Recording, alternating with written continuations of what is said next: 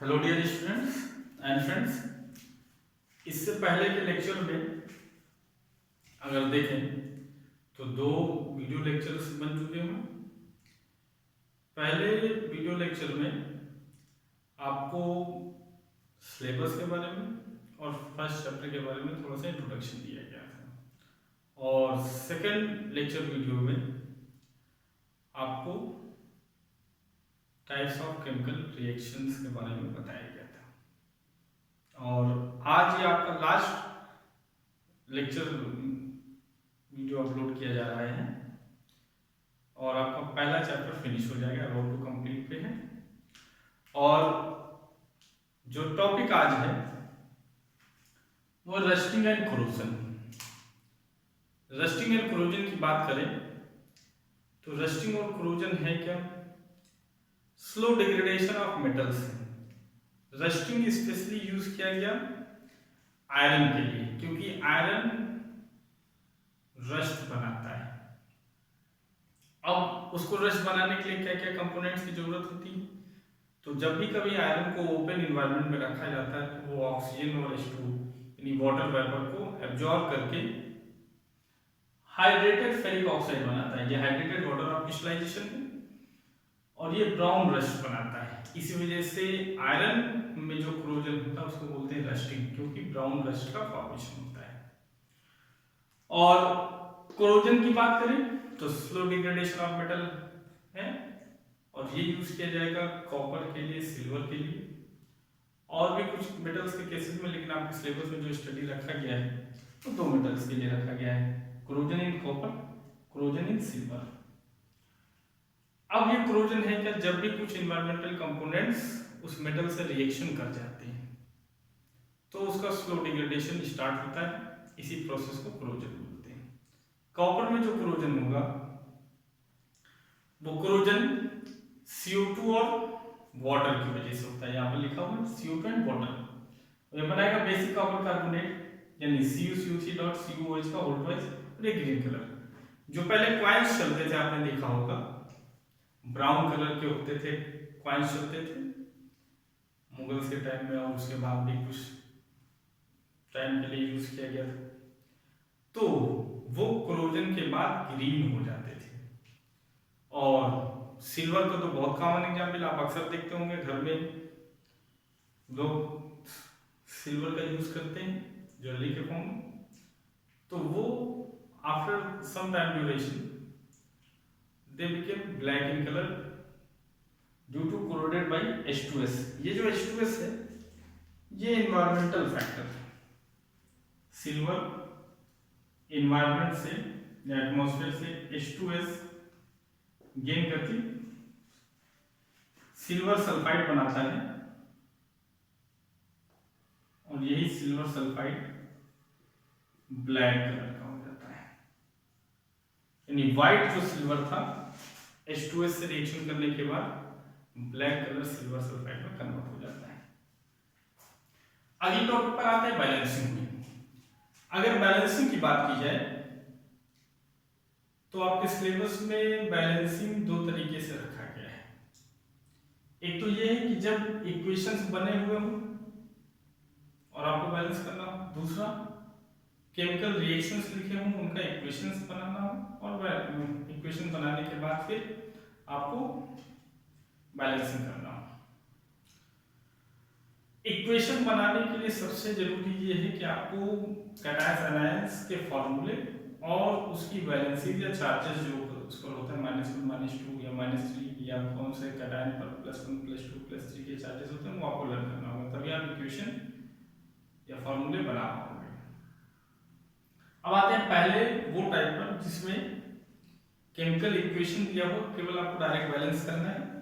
अब देखिए यहाँ पर पहले इसको इक्वेशन को लिख दिया जाए BaCl2 प्लस H2SO4।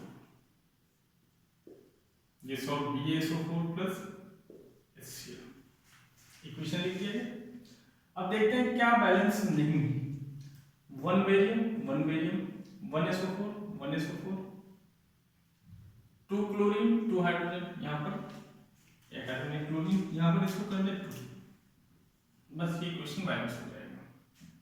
अब आते हैं सेकंड वाले इक्वेशन पर। पहले इक्वेशन लिखते हैं PbNO3 का whole twice gives out PbO plus NO2 plus O2। अब देखें भाई कैसे बैलेंस होगा ये। नाइट्रोजन 2 है यहां पर 2 यहाँ पर 1 है। अगर हम यहाँ 2 नाइट्रोजन कर दें तो ऑक्सीजन में अगर 2 2 जा 4 2 6 और 1 7 ऑक्सीजन बैलेंस नहीं होगा, इसलिए पहले इसको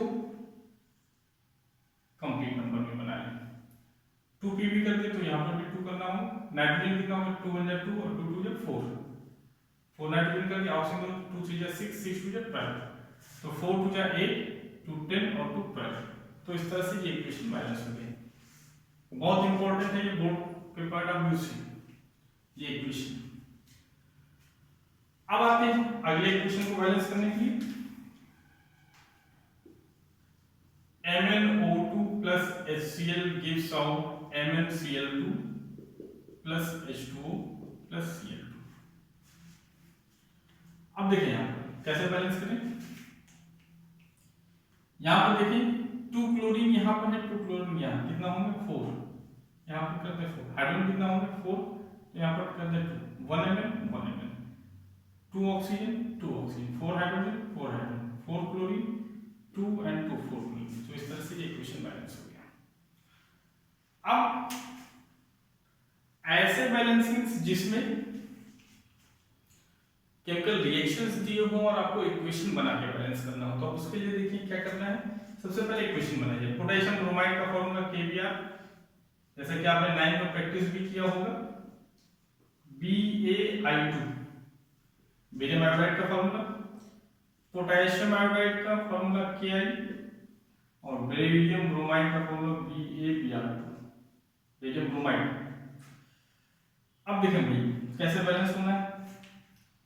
कितने ब्रोमीन 2, यहाँ पर कितने 1 तो यहाँ पर 1। इस चीज को ध्यान रखना कि जब भी हमको नंबर चेंज करना होगा, नंबर बदलना होगा, तो हम किसी भी सब्सटेंस के पहले लिखेंगे, उसके बाद नहीं लिखेंगे कि ऐसा कर दिया यहाँ पर 2 कर दिया, नहीं गलत। क्या करना है उस सब्सटेंस के फॉर्मूले या सिंबल से पहले। आप देख रहे हैं जहां भी मैंने बढ़ाया है उस सब्सटेंस के पहले बढ़ाया है, बाद में नहीं बढ़ाइएगा ना, इनकरेक्ट हो जाएगा। फिर देखिए 2 पोटेशियम था, 2 पोटेशियम यहाँ कर दिए। अब देखें क्या चेक कर लीजिए 2 potassium 2 potassium 2 bromine 2 bromine 1 Ba 2 iodine 2 iodine, correct. फिर अब आते हैं इसके इक्वेशन पर। पोटेशियम क्लोराइड का फॉर्मूला होता है KClO3, ये बनाएगा पोटेशियम क्लोराइड यानी KCl। अब इसको बैलेंस करते हैं। यहां पर हम पहले से जान लें कि यहाँ ऑक्सीजन ऑड में है, इधर इवन में है, तो पहले इसको इवन बनाया जाए। इसको 2 कर दें तो 3 2 जा 6, तो यहाँ पर हम 2 करना होगा। KCl कितने होंगे हो गया बैलेंस। लेकिन हम ध्यान रखना यहाँ पर कहा गया balance the equation and identify the type of reaction, यानी रिएक्शन के टाइप को भी बताना है। अगर इस रिएक्शन में देखें तो दोनों सब्सटेंस ने अपने म्यूचुअल आयंस को एक्सचेंज किया है, इसलिए ये जो रिएक्शन होगा वो होगा डबल डिस्प्लेसमेंट रिएक्शन।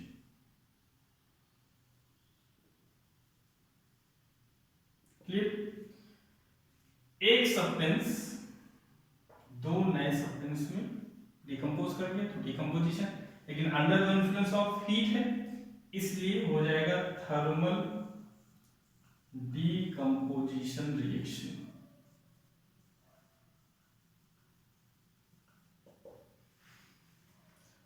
अब लास्ट टॉपिक इस चैप्टर का जो है वो है डेंसिटी। डेंसिटी बहुत छोटा सा टॉपिक है, आपने पिछले क्लासेस में अप टू 8th में साइंस की बुक्स में पढ़ा भी होगा, 7th में 8th में। डेंसिटी जानना है क्या। फूड स्टफ्स का ऑक्सीडेशन, चाहे वो फैटी हो चाहे एनी आयली फैटी सब्सटेंसेस का एयर या ऑक्सीजन के प्रेजेंस में फूड स्टफ्स का टेस्ट और स्मेल चेंज हो जाना वो कहलाता है rancidity. Means the process of oxidation in which oily and fatty substances gate spoiled in which food became tasteless and bad smell. Such process is known as rancidity. अब rancidity का example देखें, आप लोग चिप्स वगैरह अक्सर use करते हो, chips packet वो देखो बिल्कुल फिल्ड होते हैं, तो वहां पर नाइट्रोजन गैस फिल होती है, जिससे एयर का और कोई कंपोनेंट जो उसको ऑक्सीडाइज कर सकता है वो वहाँ इंटर नहीं कर पाता है, और इस वजह से चिप्स या ऑयली फैटी सब्सटेंसेस को, क्योंकि चिप्स भी ऑयली फैटी सब्सटेंस में है, तो उसके रेंसिडिटी को रोकते हैं। या फूड्स की कूलिंग करके रेफ्रिजरेटर में आप लोग फूड स्टफ्स रखते हो, खाने की चीज़ें जो भी, या ऑयल्स को ऐड कर देते हैं, और भी कई सारे ऐसे मेथड्स हैं जिससे हम रेंसिडिटी को प्रिवेंट कर सकते हैं। Okay, thank you dear. इस तरह से चैप्टर फिनिश हुआ। आप लोग एनसीईआरटी के एक्सरसाइजेस सॉल्व कर लीजिए, और 2-1 दिन में फिर असाइनमेंट वर्क्स भी चलेगा। तो इस चैप्टर, इस तरह से चैप्टर फिनिश हुआ, और इस चैप्टर को अच्छे से प्रिपेयर कर लीजिए। नोट्स बनाने की बात करें तो नोट्स जो मैंने बनाने के लिए दिया है, वो मैंने कहा कि जो बोर्ड पर, मेरे वाइट बोर्ड पर लेक्चर्स में लिखे हुए हैं उसको आप लिख सकते हो, और अपने लैंग्वेज का भी यूज़ कर सकते हो। ऐसा नहीं कि जो लैंग्वेज मैंने लिख दिया वही लैंग्वेज ही रहेगा। आप अपने लैंग्वेज में जितना अच्छे से अच्छा नोट्स बना सकते हो, आपके लिए बेस्ट है। Okay, all the best, thank you, have a nice day.